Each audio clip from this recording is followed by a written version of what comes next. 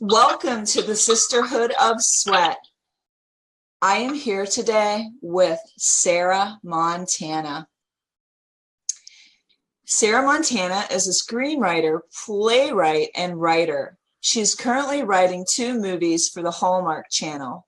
Her most recent play, The Girl, the Ghost, and the Minotaur, was selected for a staged reading at Life Jacket Theater Company's 2017 Proof of Concept reading series in New York City. She is currently working on her memoir and has ghostwritten book proposals for celebrity experts, some of which have been sold to publishers for 6 figures. She creates and shapes content for authors and business owners, including ebooks, articles, memoirs, and marketing copy. And today our topic is forgiveness. Welcome, Sarah, to the show. Thank you so much for having me. I'm so excited to be here. Absolutely. It was so great to meet you at the TED Talk in New York. It was so great to meet you there too. And can we talk about how amazing that event was? Trisha and Jamie are just incredible. The list of speakers that they put together and the amazing people I got to meet that day. I'm still reeling from that whole event. Yeah, it was amazing. And let me correct myself. It is TEDx. Oh, right. TEDx on Lincoln Square. True. Let's not get too big for our britches. Yeah, absolutely. And your talk was really touching and I think life-changing. And I think this podcast today is going to be life-changing for somebody out there listening. This is a real topic that we all have to, at some point in our life, decide to forgive or not to forgive. That is the question. It's funny, you're right. On the way to the TEDx conference that morning, I got in the cab. I just called an Uber and I asked the Uber driver, I was like, can I just run through this? And you can ignore me in the front seat, turn on the radio or whatever. I just have to run through it. And I went through it and then I started hearing sniffling and I started hearing crying. And I thought maybe he had a cold or something, and then it ended. And he told me this beautiful story about how that is exactly what he had been grappling with, about trying to figure out whether or not he should forgive his uncle for ruining their family's basically financial stability. And he was like, this is exactly what I needed to hear. Thank you. I'm going to go home. I'm not even going to do the rest of my shift. And I got out of the cab and looked at Terry Trespicio, who was hosting, and I said, okay, so I changed someone's life, so I guess we're good. That's Yeah, well, I have a feeling that he was one of many. Oh, thank you. It was just an honor to be up there and share this. It's scary to get up there and share something that personal, but when you feel like it can help people, how can you not do it, you know? Yes, and I also think it was healing for you as well. Absolutely. There is something about getting up there and sharing your story and seeing that it can have impact and having that mirror. That's what an audience does, right? They mirror back to you wherever you are in that moment. And so it was very empowering to realize that by sharing my story, that meant that I was in control of my story, that my story was mine and it wasn't like the world was happening to me anymore or my trauma was in control. I was telling my story. I got to decide exactly how it went. I got to decide how it ended and what the next chapter was going to look like. Yeah. And I mean, when you're telling your story, it's almost like it releases it from you. I feel like, that you almost feel more released because you're getting it out of you. Yes, it is. It's so true. I think that's why humans use stories and why we love stories and why we created stories. It's a way to take this huge, powerful force that's inside of you and externalize it so that it's outside of you and you get to engage with it in a new way. I used to be an opera singer, and after my mom and my brother died, opera singing was one of the only ways that I could actually grieve, because it's controlled screaming, right? But yeah. B, you got to take somebody else's story that somebody had written down and they were experiencing the same things as you, and you got to go live in that experience in a way that wasn't quite as personal, but where you got to bring all of your experience and your whole heart into it. And I think that's why we have stories, so we can either experience something we've never experienced or to just get it out of us and out in the world so that it like can be good for other people and hopefully bring them a little healing and let them know they're not alone in whatever they're experiencing. Do you still sing opera? Only for fun, not for no. No, just oh my gosh, my son used to when he was young. We would go and listen to this person on the river. It was called, the restaurant was called Warriors, and the guy would really belt it out, almost like opera. And so my youngest was maybe 4, and he would start doing it. And he had a booming voice. He probably missed his calling. Seriously. No, we need more opera singers. Trust me. It's a beautiful art form. And it's like this cathartic release. I think that's, even public speaking is like that too. Anytime you have to get on stage and share your story, you're right. There's this cathartic, like, unleashing of spirit. So and I think the heartfelt experience and speech and your mess becomes your message is much more it's going to have an impact. It's going to have much more of an impact because it's real. It's the human condition. And I just really want to dive into your background. I want you to tell everyone your story and why we're even here talking about forgiveness today. Yeah. So long story short, when I was a senior in college, a kid from our neighborhood, a 17-year-old, broke into our house a couple of days before Christmas looking for some things to take and sell to make extra cash for Christmas. And he didn't expect anyone to be home, but he came upon my brother Jim asleep on the couch. He panicked, he shot him and fled the scene, and then realized that he had forgotten his coat. So he came back, and by the time he got back, my mom had found Jim dead on the couch, and they had a struggle, and he knew that my mom recognized him, and so he shot and killed her too. And now he is serving back-to-back life sentences in a prison in Southwestern Virginia. But my family was left with this huge hole. I mean, 2 of the people who meant the most to us in the whole world that we loved. I mean, my mom was she was mom to our whole community in Dale City, Virginia. And my brother was just this light and force that is like unparalleled. There is nobody like Jim, like my mom. So, oh my gosh. So that is the backstory. And at first, when I was grieving, and anybody who's gone through this or lost someone knows that really it's almost like a giant tsunami comes into your life and you're just trying to kick to get air. You are just trying to keep your head above water for those first couple of years. And honestly, at least at first, usually the people who love you in this community that keeps you buoyed for a while, so that you're just trying to survive and focus on the future.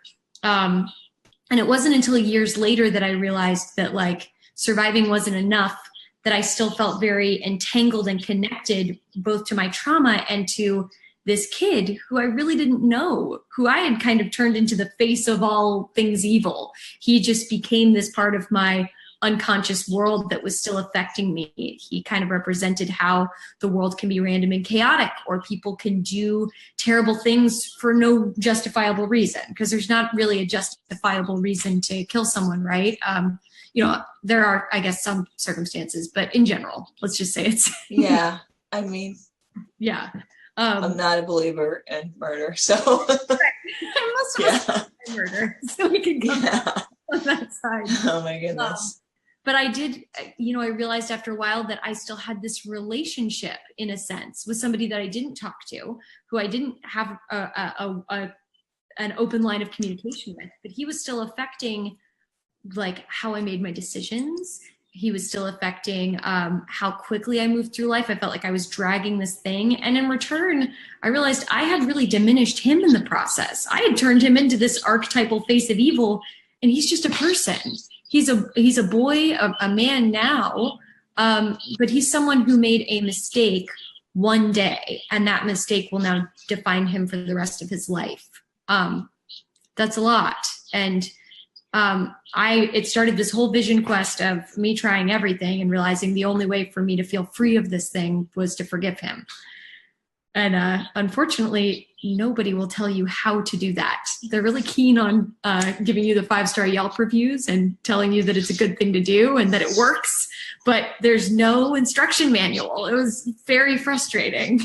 I know you said that you were reading all these passages in the Bible that there are so many times about forgiveness, and you were so struggling with, yes, I know I need to forgive, but how do I do that? Where's the manual on how I forgive someone that has murdered my mother and my brother? It's funny. I kept reading all of these, every religion I could get my hands on. I read religious texts about it. I read psychiatric journals. I read studies on 9/11 victims. I read books, psychological books, scientific studies. I mean, everything I could get my hands on.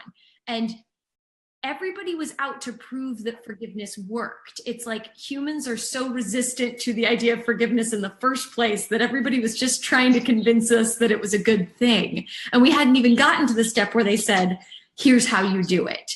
Or there were a lot of things out there about what forgiveness is not. And that is important too. Like, when you say I forgive you, it doesn't mean you're saying that it's okay. Like, you're not condoning what that person did. I think that's the hardest part, is we feel like when someone's wronged us, that if we forgive them, that it's like giving them a permission slip to either do it again or saying it's okay. Yeah. And many times it is not, like in your case. I actually think that the words I forgive you are contingent upon an agreement that what happened is not okay. Like, you can't forgive something that is okay, otherwise it wouldn't need to be forgiven. So in some ways, I think victims get caught up. I was certainly caught up in a lot of guilt. Even though Mom and Jim aren't here, I felt this pressure and obligation to them. Like, would they want me to forgive him? Would they want me to let him off the hook or say that this is okay? How would they feel about this? Yeah. And I realized that forgiveness and justice have this really important relationship. Like, you can't forgive something that's still happening, because if it's still happening, your objective is to just get to a safe place where you're no longer being wronged. So if someone is continually abusing you, you can't forgive them because they're still doing it. But the other thing is that you can't forgive unless you know exactly what happened to you.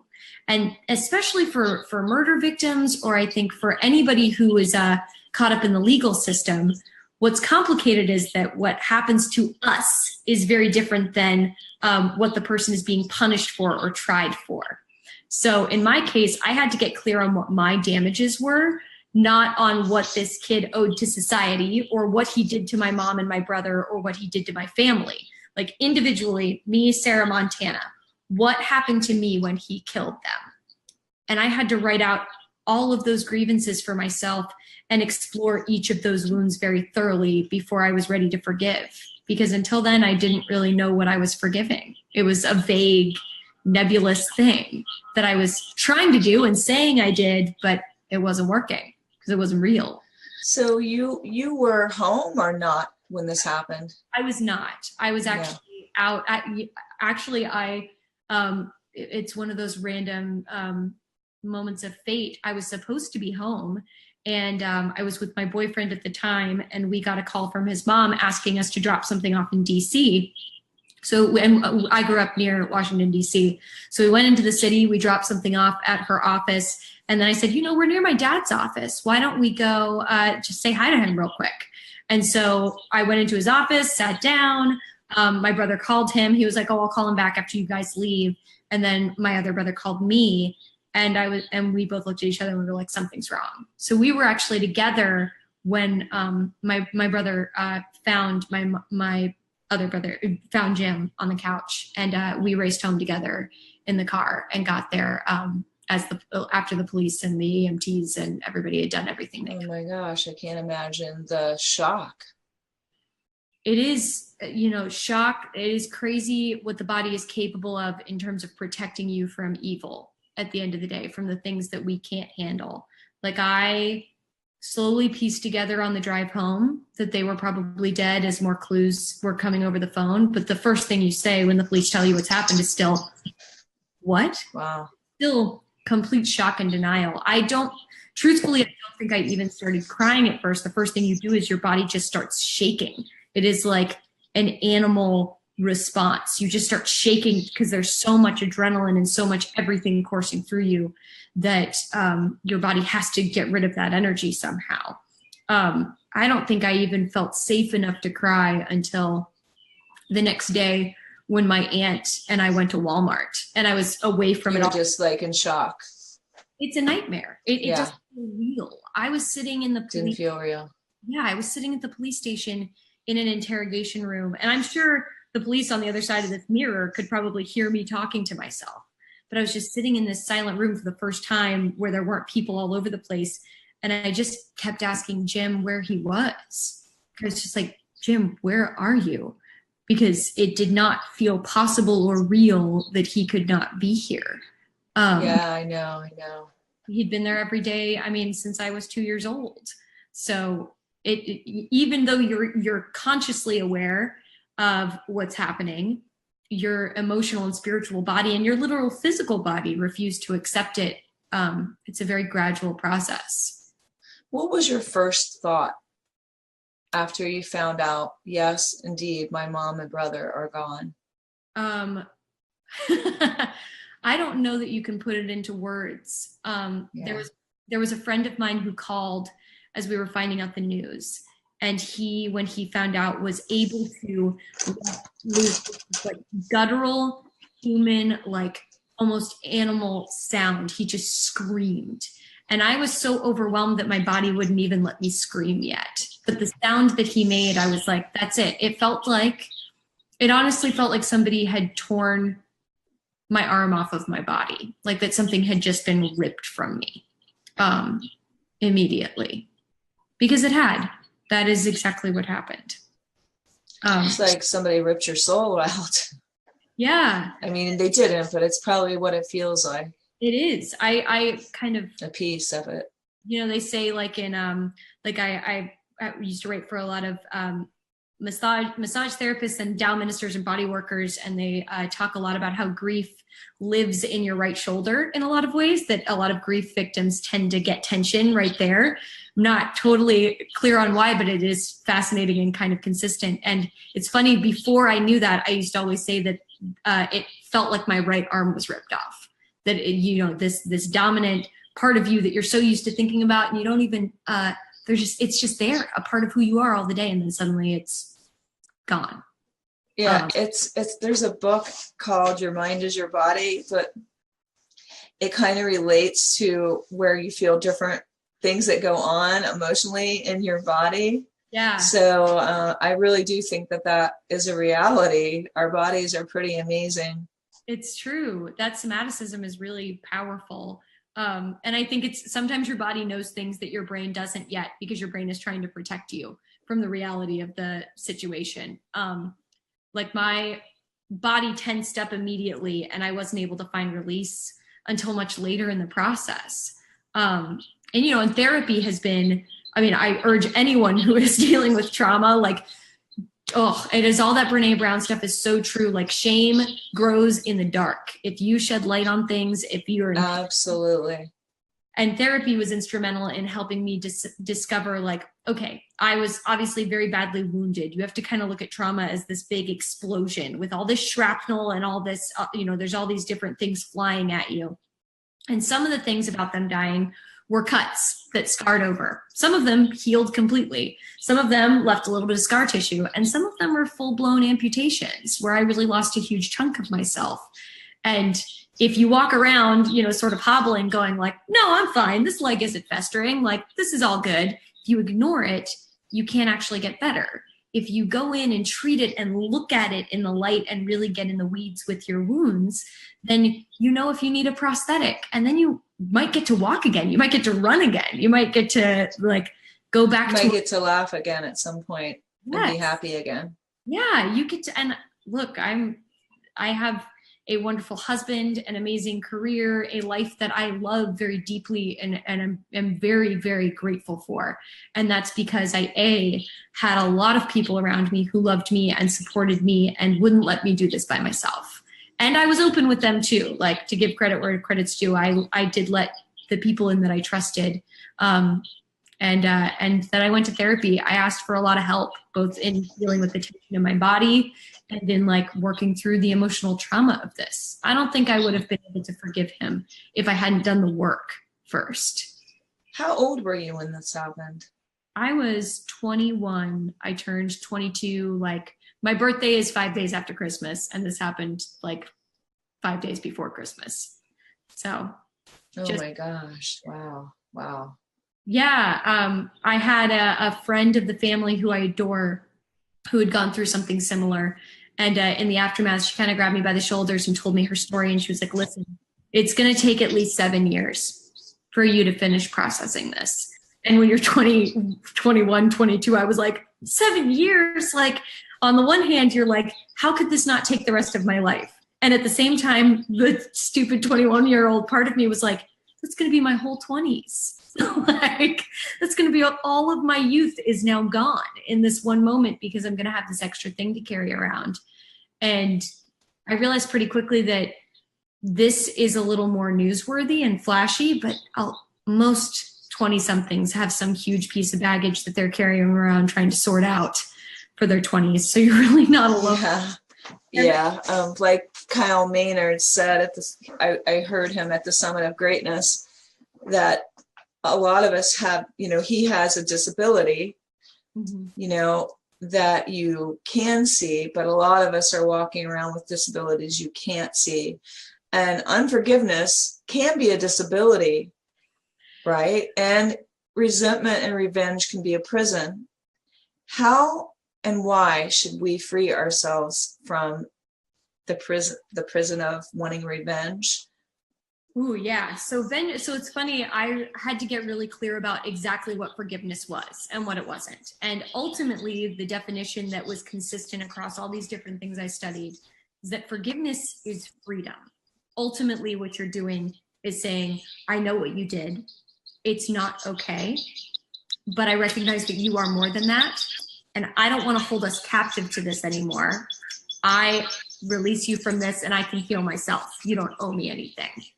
And then it's just you. It doesn't make you a better person. It doesn't automatically make you a saint. It doesn't automatically heal you. That's a big thing too, is we use forgiveness to sort of think that we can skip to the end and all of a sudden be all better because we did the right thing. The problem with vengeance is that it's the opposite. Like, if you think about, we like to talk about, did you ever see Princess Bride, the movie? Inigo Montoya spends his entire life in pursuit of vengeance against the six-fingered man. And that's what we do when we choose vengeance. Our story actually becomes about the other person. We chain ourselves to them forever and say, everything about me is reduced to this one thing that happened to me and getting justice for that thing. But it's not really justice. You just lost to, if I had decided to hate him for the rest of my life and get revenge or wait for him to get what was coming to him, I already lost Mom and Jim, and now the world would have lost me too. Because you'd be consumed with it. Yeah, I would never be at full capacity doing the good that I could in the world, focused on the people who love me and the people who need my love and my light. Instead, I'd be focused on stamping out something that's already very dark. So that was, but, and look, I say that to say too, that it's also very important to get angry. Like, anger and hatred are not the same thing.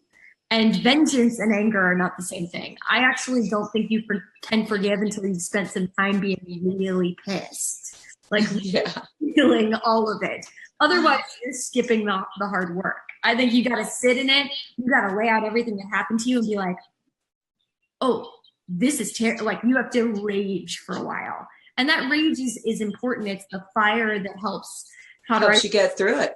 Yeah. It's like, if you have an open wound and it's bleeding, what do they usually do? If they can't stitch it up, they use fire to close it. And that's what your anger does. The things that you can't stitch normally, you have to get angry so that they'll scar over, so that they'll close and heal. And this is the problem with vengeance is, too much fire, and you're actually going to injure yourself more than the original wound did, right? Like, if you just let yourself rage and rage and rage with no end, eventually that fire just consumes everything. And then, you're looking at worse scars than you had before. Yeah, absolutely. I mean, just how in the world did you get to the place where you were able to forgive? What did that process look like? So a lot of it was, it kind of started from the beginning in a sense. I was, my mom was super Catholic, and my dad is this very like moral person, and they're not. Well, my mom could be pretty, wrathy. She's Irish Catholic after all. We like the rage. Like they were very loving people, and so part of it from the jump was that I didn't. You're raised in a religious environment where you know that hatred is the wrong thing, and so I knew that I didn't want to hate him. I kind of said that I forgave him. I was like, oh, I did it. If I say it, that's the same thing as doing it, right? That's all it takes. So at first the process was realizing that I hadn't actually done it, even though I thought I had. And then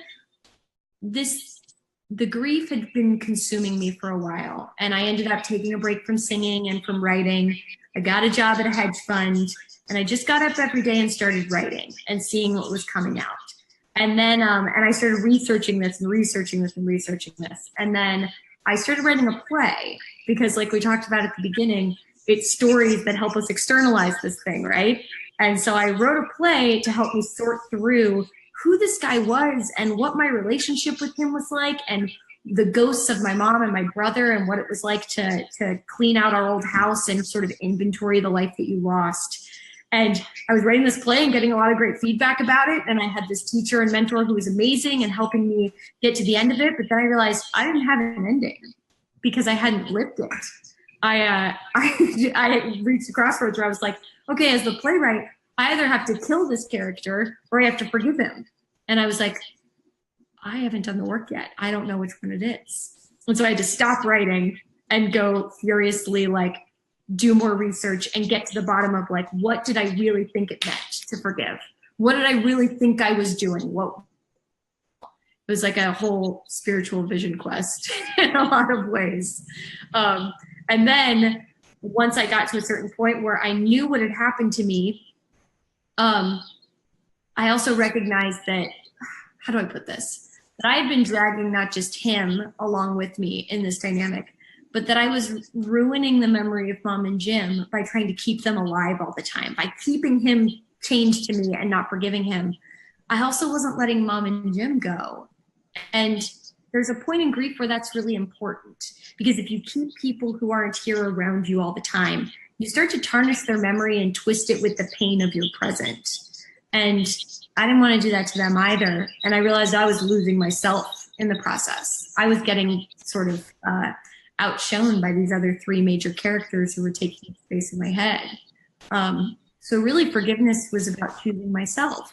Once I had laid everything out on the table and knew what was at stake, that I would have to lose Mom and Jim, it meant saying goodbye to them in a way that I hadn't yet, that I would lose a very clear bad guy. Everything in life is easier when you have a bad guy you can blame everything on. Now I was going to have to be responsible for everything that happened to me. I just decided to choose myself. And I sat down and I tore pages out of my mom's journal that she hadn't written on. And I wrote him a letter and told him everything that I'd worked through. I told him that it wasn't okay, but that just because it wasn't okay didn't mean he deserved what I was putting on him, and that I didn't feel like he owed me anything, that I'd healed enough that I didn't need an answer from him. I didn't need an explanation. I didn't really even need an apology, because what was that going to do? And I just told him that I wished him. Because really no apology is enough, right? Right. What is it? I think when we refuse to forgive people, we're holding out for something that we can't even name, right? It's like there was no magical combination of words he was going to say that was going to make this okay. And waiting for that from someone else means that you're giving away some of your power to heal yourself. You're dependent on someone else to give you something, instead of saying like, no, I can heal myself. This thing is too big for any one magic password to fix it, I think forgiveness is a decision, don't you? Yeah. Oh, you can't forgive without making a very clear, concrete choice to let this go, to say it's not okay, but I'm letting this go. Yeah, and it gives you your power back of, right? You were able to reclaim yourself. Yes. Yeah, it's funny. I had been holding on to him because I was afraid of losing Mom and Jim. And once I forgave him, then I was able to sit down and really face them and say goodbye and really grieve them. And the funny thing is for a while they felt kind of fuzzy to me, and that the fuzzier their memories got, the more I tried to hold on really desperately. And once I said goodbye and let go, they started coming back to me in much clearer, more powerful, more beautiful ways. Like suddenly I could hear my mom's voice again telling me like, oh, don't do this, or like, oh, are you sure you want to do that? Or memories of Jim would pop up all over the place. It's like the more I resisted it, the more they were slipping from me. And when I let go, then there was actually space for them again. Like I freed up all this energy to actually remember them and honor them and to remember the good things about them outside of just the trauma of losing them. Do you hear that noise? Do you hear that horrible noise? Can you hear it? Hang on a second, you guys. We will edit this, but I can't stand it. I'll be right back. No problem.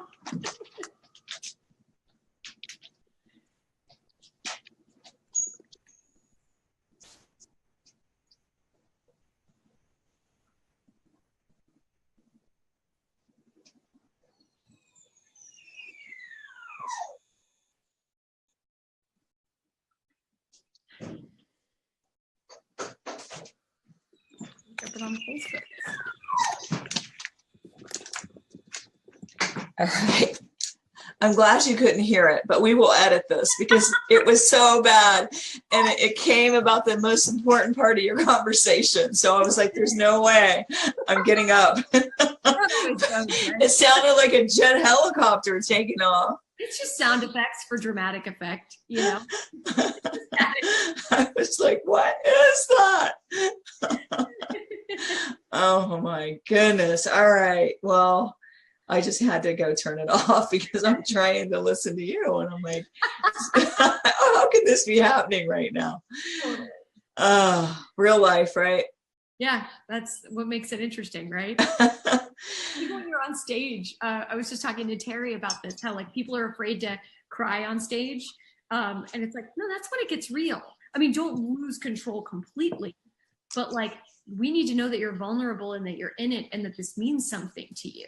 You can't, it's those little like mess ups that actually make it feel more authentic and like we're with you, that you're not some like goddess on high that we should all be revering, Yeah. I mean, it's we all feel you then at that point. And I think the more that you can bring home what you learned, it's going to affect people in a good way. Yeah. Yeah. I think a lot of people, when you first encounter something traumatic or something traumatic happens to you, it's very alienating. You feel very alone in your pain because in some senses, pain and trauma is very singular, right? Like what happened to you is only happening to you. But at the same time, but pain is this universal thing. So I think it's important to share our stories, not so that we can say like, no, it's not about one-upping each other or saying like, yeah, you're fine, get over it. This happens to a lot of people. It's more about just letting people know that A, they're not alone in what they're feeling and that there are people who understand, but B, that there's a roadmap for healing. That was what I was most desperate for when this happened, was I was like, please, somebody show me proof that my life isn't over, that this isn't going to break me. And because we've all seen people and we know people that trauma can break you in ways that feel almost insurmountable. And so the more, we all jokingly throw Oprah's name around, but part of the reason she's so powerful is we know what Oprah went through and then we know what she went on to do. You can't go on to do those things if you haven't done some really serious healing and work, Yeah, and your struggle is your strength. And I truly believe that, just having come through many things. If you listen to my podcast, you'll know what they are. And it just brings that message out of you. And it's not what you go through, it's how you react to it and what you do about it and how you let it define you or not define you. Yes, I think that's, I had a professor when I was in college. I had to tell him what happened when I got back. It's been 2 weeks since they died. And he looked at me and just went, "Oh my gosh, you're never going to be okay again." And I went, "What?" Like, I was just kind of like, okay, and awkwardly backed out of the situation, but I was enraged. Like, he in that moment wrote off the rest of my life because of this one moment. And it kind of put a chip on my shoulder. And look, my dad is like a fantastic example in this. And he's kind of a hero in the sense. He was very clear when we all got this news, and the four of us left, my immediate family, my 2 brothers and my dad and I were standing there, and he said, "Look, you still have a family. This is not going to break us. This is painful. It is horrible. Nobody's diminishing that, but we are going to be okay. We are going to be a happy family again." And there's almost the more the world tries to write you off as a victim, the more you feel a sense like this chip on your shoulder about wanting to prove that you're more than that. I'm not going to let him take me down. Yes, no way. I'm not going to let my life end because of this one thing. I am going to cling to a scrap of joy that I can find. And look, I also think that sometimes I went to the other extreme for a while. I was just like, everything's great and I can do it. And I was like, I was a little crazy. You were in denial. Totally. Yeah. Well, because I can see why, because it's hard to face those feelings and have to deal with them. Yeah. You can't face that stuff until you're in a safe place. And it takes a long time to get to a safe place. It's only when you're on like solid ground again that you can go. It's kind of like you can't process how you're feeling about a shipwreck in the middle of the storm. You got to get to the island first, and then you can go, what was that? You know what I mean? Like, in the middle of the storm, you just have to swim and survive, and you need to tell yourself whatever it takes to get to a safe place. For me, that came from when I was married. Like, there was something really visceral about the fact that I had just promised to start not a family in terms of kids, but like I now had a husband who was my new family. I was starting over. It was a new chapter. And then it was like, okay, I did it. Like, I'm in a safe place. I'm happy. I found the love of my life. And here it all comes. Now it's all coming out. And that was a hard lesson learned. Like, you can't outrun grief. We can't outrun the bad things that happen to us. We shouldn't let them define us. But we can't outrun them and avoid them forever either. Sooner or later, we have to sit down and really, really face them. Get real with it. Yeah. Otherwise, we repress it and comes out in all kinds of weird ways. How did you know the moment that you truly forgave him? I knew that I forgave him so I don't think it's enough. I tried a lot of times to sit around my living room and sort of just shout it into the universe, right? Like, if I just said that I forgave him and I did the work, even after I'd done all the work and knew exactly what that I had internally forgiven him, it didn't really stick until I said it to him, until I sent him a letter and wrote it down and didn't just write the letter and put it in a drawer. But I think if I had put that letter in a drawer, it wouldn't have worked. It was the moment that I walked down the street, I put it in the mailbox, and as I was walking away, I felt this thing in my chest like I said in the talk, it just unwound and burst, and suddenly I felt this like rush, and I was doubled over on the sidewalk, and I realized that I was finally really alone and free of this thing, that I was and that was simultaneously very liberating and very joyful and also really sad. Because then you realize that when you've been carrying something like that around for that long without forgiving someone, you haven't actually made time for yourself. And I realized that I had abandoned myself in the process of healing a little bit. I didn't really know myself anymore. And now I was going to have to get to know that girl all over again. And that was going to be a process. Let's put it that way. That it is the forgiveness is step one in reclaiming yourself. It's not like all encompassing, you do this one thing and then everything's great kind of thing. That's what's so risky about it, is you can hide from yourself as long as you don't forgive. You have somebody else to focus on, somebody else to blame. You don't really have to face. Right. You don't have to, fix anything that about yourself if you can blame somebody for everything. Totally. I was in a relationship that didn't work out. And part of the reason it went on as long as it did was because I didn't know what was grief or what was me being unhappy in the relationship. Because when you're still holding on to that stuff and you're healing it, you're like, well, of course everything hurts and everything feels bad. I'm dealing with murder, but parts of yourself get swept under the rug and abandoned in that process because you've got something to blame every bad mood on. And every little hiccup that you're experiencing. It's like the worst form of thievery. Totally. Yeah. I mean, he took like two of the most important people in your life. So, I mean, the process of forgiveness, I have to commend you 100% that you have arrived at that point, because I don't know how many of us out here listening could be where you are. Though I know it is the best for you, I know that it had to be beyond belief and hard to arrive at that point. We also don't live in a culture that values that. For a long time, I had friends who were just like outpacing me on the surface. They were their careers were taking off. They were, on Broadway, or they were like executives, or they were doing all these things. And I was on this very internal journey that doesn't really telegraph outwardly. Like, what was I going to say? Hey, sorry, most of my energy is going to this other thing, to this spiritual development, essentially. And sometimes the ego part of me, that was really hard to stomach. And the truth is, I wouldn't have done it. Like, I would like to say that I'm like an amazing person or something. I'm not. I just had no other choice if I was really going to get my life back. I think that forgiveness isn't right for most people. We say it's a quote unquote good thing to do, but it's a good thing to do because it's freedom, and freedom is ultimately something that all of us deserve, right? But it takes a long time and a lot of work, and I don't want people to beat themselves up if they're not there yet. As long as you're putting in the work and being real with yourself about this, about exactly where you are in the process, you're never in the wrong place. It's when we're in denial that it's icky and messy, and that we need to take a look at ourselves.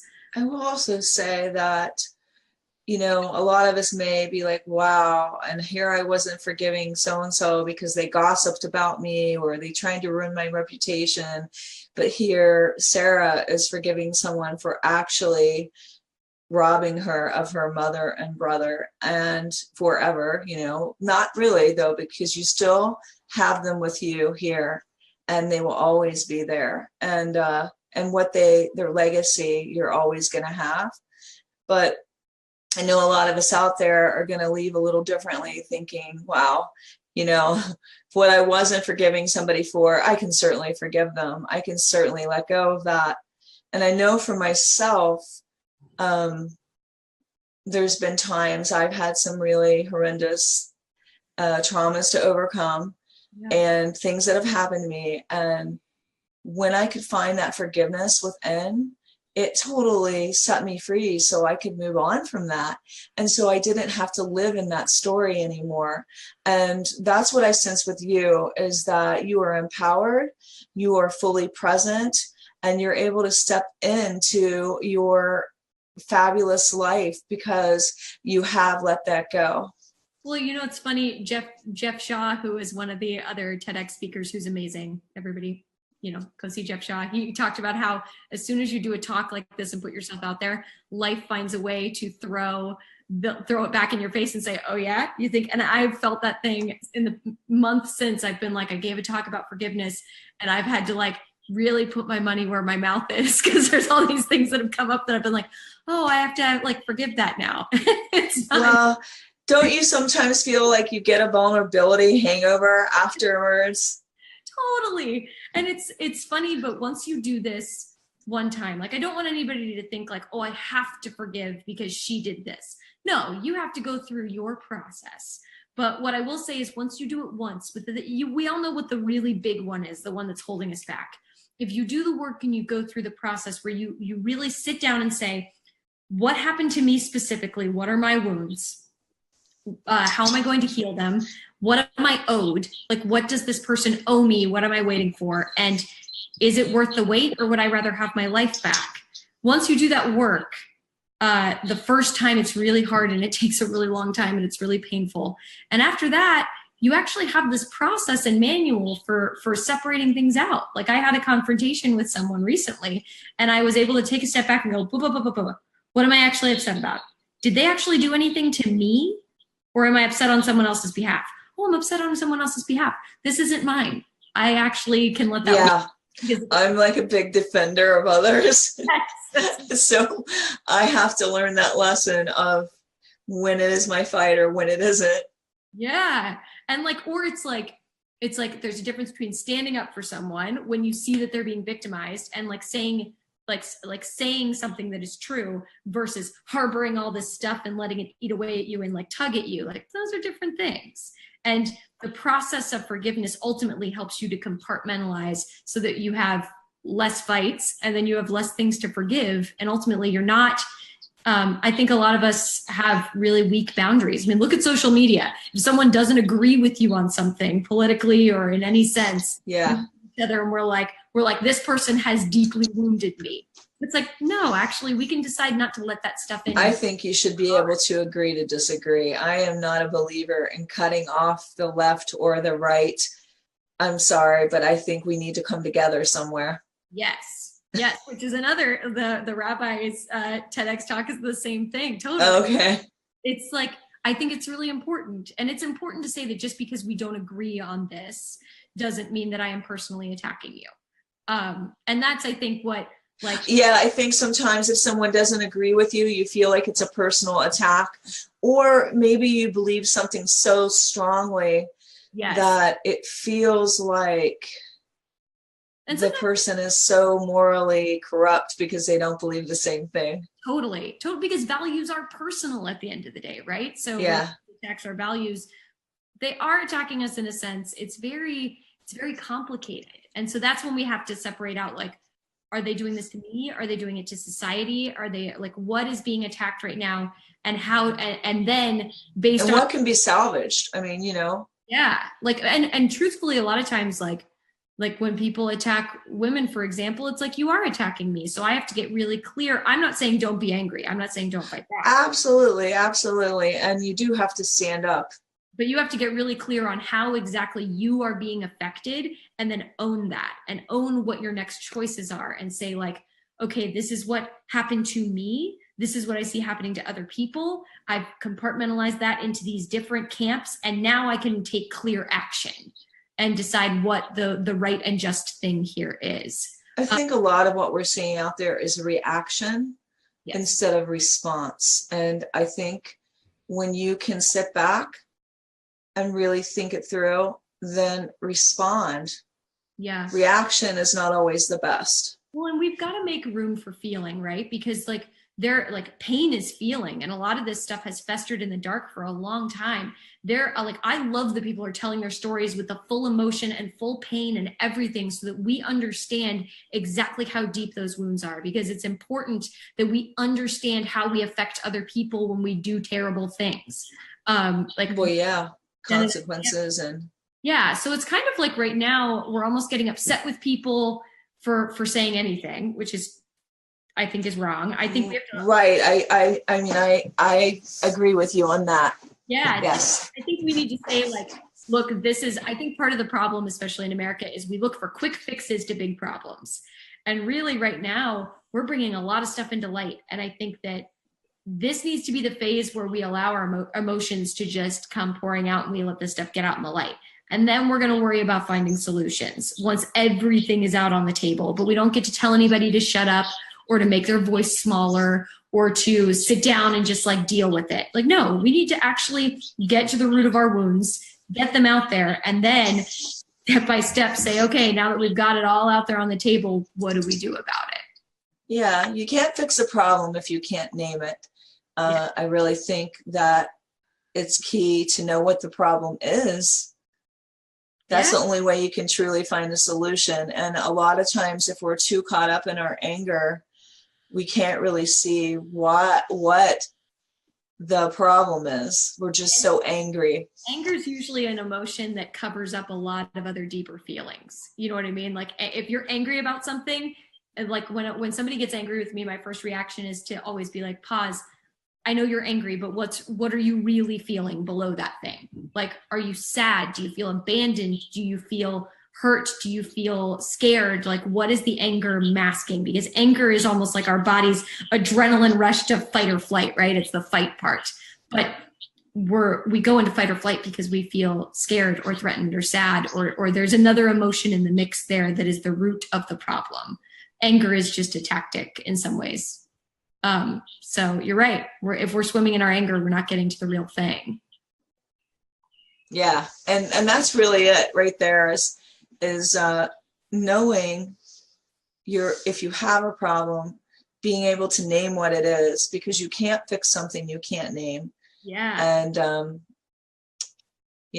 and here you are with your wisdom. You still look like you're 21 to me. You haven't aged at all. Redo. Is that how this works? On my 20s. I'm like, you're getting your 20s back because you don't look like you have aged at all to me. Oh my gosh.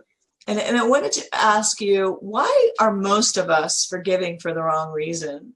Ooh, I think there's 3 reasons we usually forgive that are not going to work long term, but that are secretly why we forgive. One of them is that we think it's the right thing to do is forgive automatically. It's a good thing to forgive, but only if you've done all the work. If you're forgiving just because you think you should, then it's the same thing as like, I don't know, succumbing to peer pressure on the playground. It's not really in alignment with who you are. And if you forgive right away without doing the work, I think you're actually like letting that person off the hook without having to own your story. And then the other reason I think people forgive automatically, wait, I've got this. It's I think we think it will make us a good person. Like if we're good people, then we've got to do it. And I think the other thing is that we think that if we forgive, it's a selfish thing. It's a good selfish thing, but we think that it'll heal us. Like, oh, if I forgive them, then I'll be healed. But it doesn't do that actually. It's actually just letting the other person go so you can focus on your own healing without thinking about this other person. So really it's like love. Like I said in the talk, if your motivation is selfish, even a good selfish thing like healing, it's going to collapse in on itself like a dying star. Your motivation has to be something bigger than just you. It has to be about this relationship between the two of you and not holding either of you captive to it. If you forgive with just yourself in mind, it's not going to work because you're not taking into consideration the other person in this relationship. Wow. This is healing in so many ways. And I just personally feel that this may sound cliche, but forgiveness really is for you. I don't remember if it was Buddha or who said that hanging on to resentment, it was like, drinking poison, basically. And so I just know in myself, every time that I have, somebody may have done you wrong. I mean, dead to rights. You should be angry with them. It's okay to be angry, like Sarah says, but they may have done you wrong and they haven't said they're sorry, and they're trying to ruin your reputation, and they're, doing everything imaginable to you, but you still have the power to forgive. And when you do that, it releases you from that 100%. You can do the happy dance after. Totally. Definitely. Yeah. Well, so do you think this led you into writing, or did you write before this happened? Were you always a writer?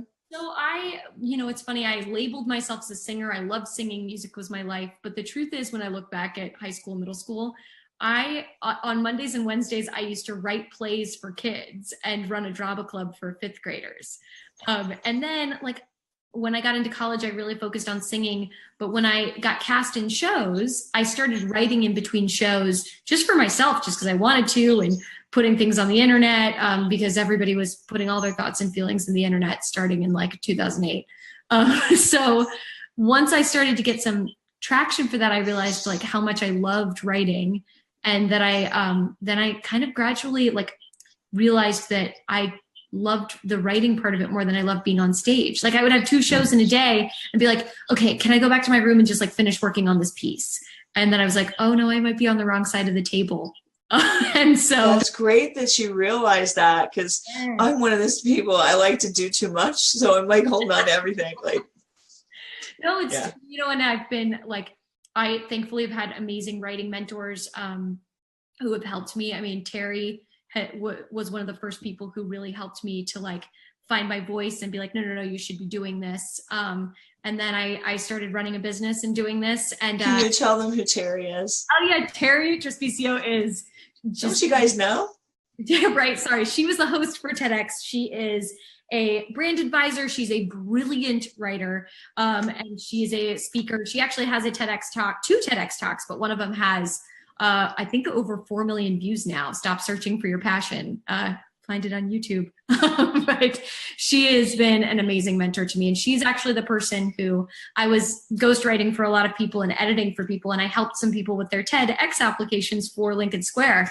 And the day that the application was due, she was like, all right, stop working on that. Go write your application. I was like, I can't write my application. I'm not doing a TED Talk. She was like, yeah, you are. You've like yelled at me about forgiveness a million times. Like, go fill it out. You know what you're going to say. Send it in. And I sent it in at like 11:50 for a midnight deadline. And so thanks. Wow.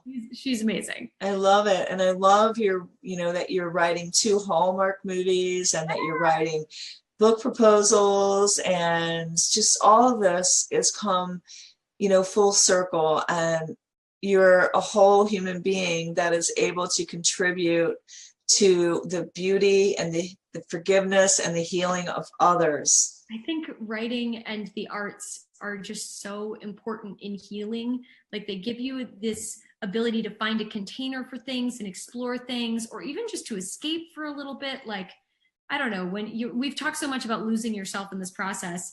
I don't think it's a coincidence that I ended up being passionate about a field that's all about voice. It's all about finding your voice, using your voice. Like you can't have a voice unless you know who you are. And writing helped me reclaim that.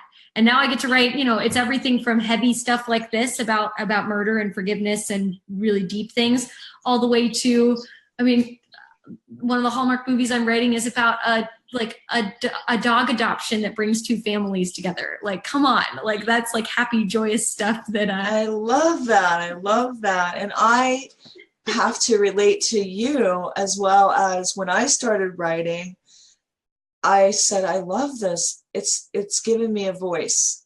Yes. It's given me a voice. And then podcasting, writing was healing, but podcasting was even more healing. Yeah. It was even more healing because I was able to help others. I was able to shed shame and guilt from something that was not my fault. And it's just, I just think the writing, the podcasting, the speaking, the letting go, and the forgiveness, it's all part of healing. And I just thank you so much today for coming on and sharing your story. And I just want to acknowledge you so much. I'm so proud of you for how you have turned this around and made this into something amazing rather than something that took you down and out.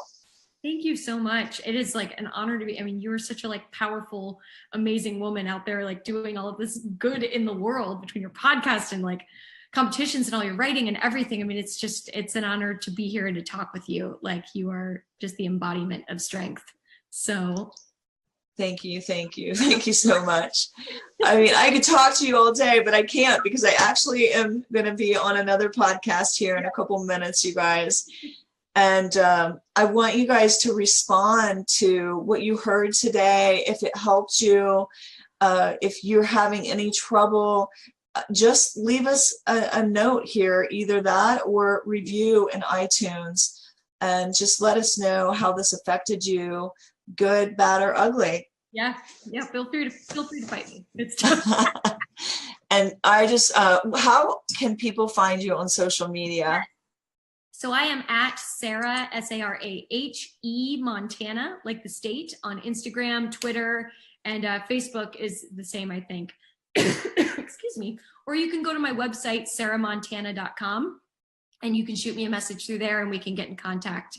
But yeah, please feel free to reach out to me with questions or just to talk more about this. I'm happy to engage with people. Well, this has been very special, and I feel honored that I had you on today. Thank you so much, Sarah. And thanks everybody for listening to the Sisterhood of Sweat.